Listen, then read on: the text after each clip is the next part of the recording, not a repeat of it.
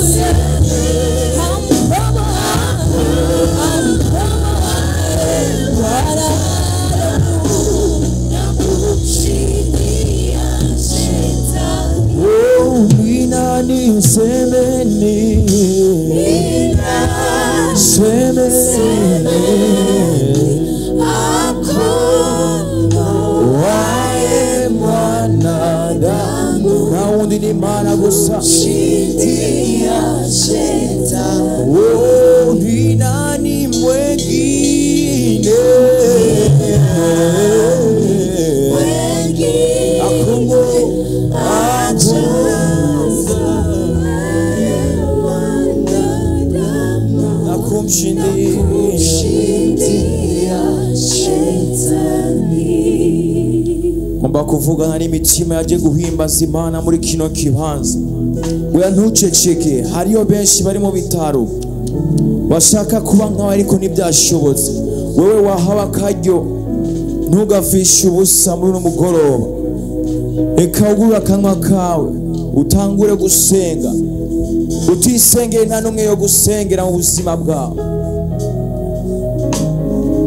Hakuna aliye kama na wewe Bwana, nani mwingine wa kulinganisha na wewe? Unastahili kuabudiwa, kimbilio, msaada wa karibu ni wewe, unayetupigania mchana kama vile usiku.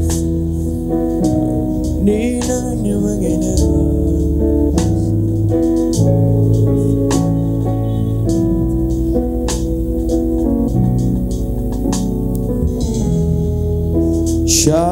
Shaka kuba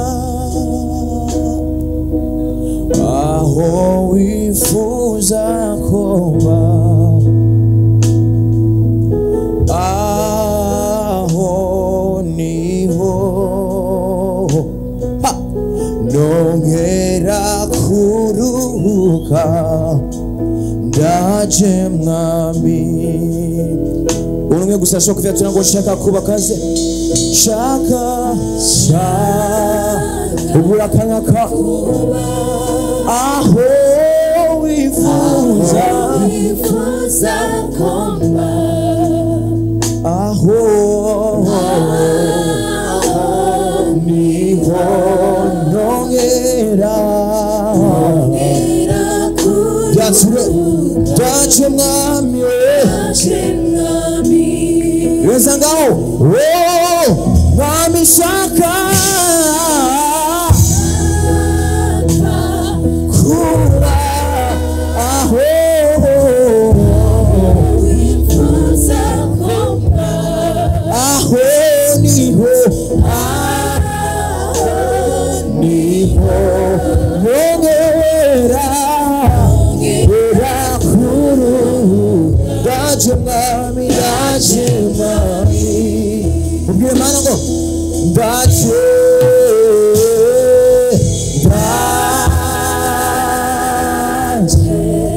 umutima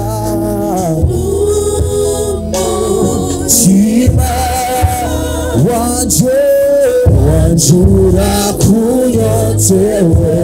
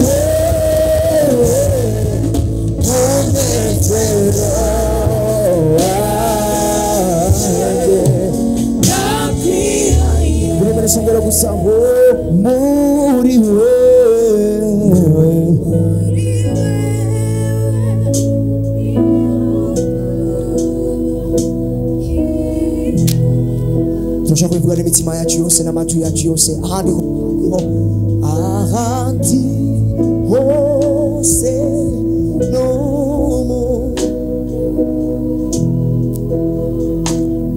Yesu no kuvaho abuwande nkaja hehe